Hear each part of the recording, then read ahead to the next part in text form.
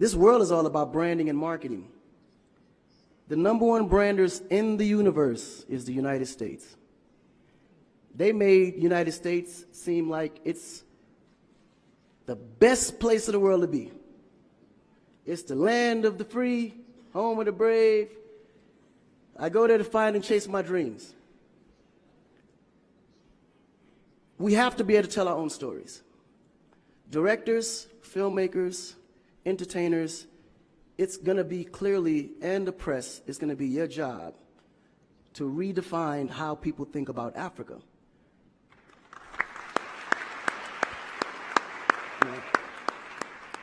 Because you're here, you see what's going on. You clearly can see in a vivid picture the good, the bad, and the ugly. What you choose to put out there is what the world is going to get. Because I can tell you right now, in Chicago alone, there's more people dying in Chicago than there was in the war in Iraq. But you would never see that. There's a lot of things that's happening in the U.S. that you would never see because they choose to show you what they want you to see for. Yeah. It's about country integrity. You have a certain reputation you have to keep. No one puts their family business out into the street. One of the problems we have in Africa is that when something happens, the press is quick to put out negative energy and quick to put out a negative story. And then that story goes on to internet, and other broadcasting systems take it and they post it. So when you look at places like Kenya, for instance, that I know of, maybe 2 terrorist attacks, but it was everywhere. So now people was afraid to go to Kenya because somebody shot up the mall. But then when you look online, there was over 25,000 attacks in the US, but you only knew about maybe 5 or 6. So we have to really rebrand. And then when you look at how the world perceives Africa, they're right. You know, you see zebras, lions, tigers, bears. Oh my. You get to the point where you think Africa's just a big jungle. The images that they're showing of Africa is historical images. This is way before civilization. This is when they were still, battling with spears, like times of Shaka Zulu. No, I'm serious. But then when you look at the US, they're showing Superman, Batman,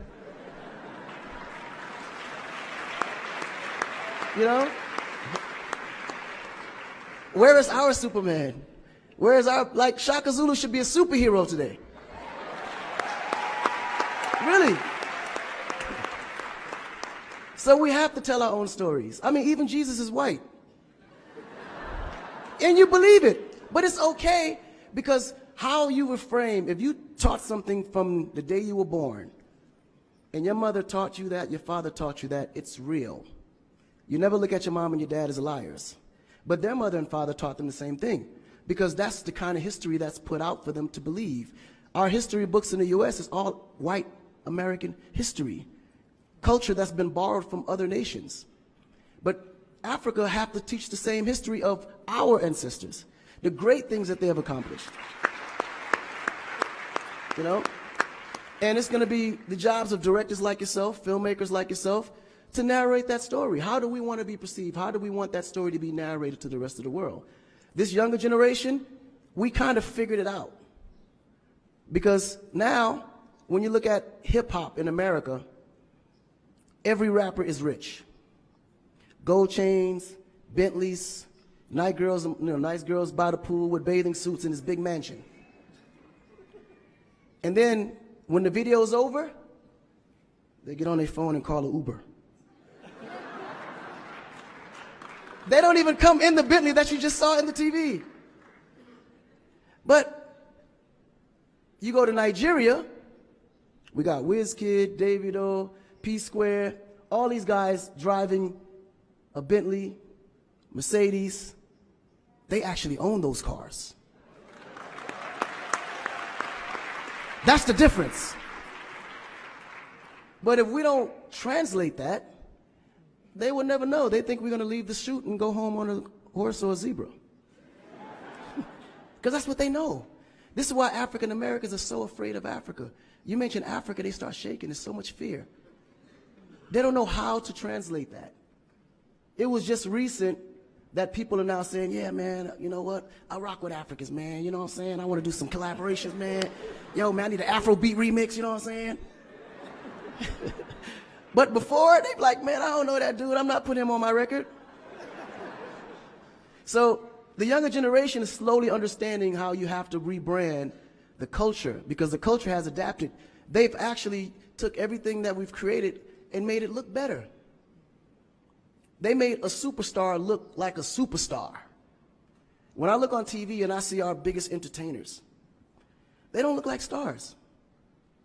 That's why you can't really respect the entertainer.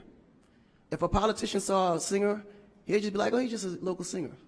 But if he go to that local singer's performance, he may sell out the stadium because he has a huge influence, but the image is not there. So we have to take the image as a huge accountability for ourselves and realize that Africa really does have a reputation. But if we allow our stories to be told, our stories will be told according to their agenda on what they need to be able to benefit from Africa. So we have to tell our story so we can be able to understand how we can utilize that story to benefit for our agenda. You know?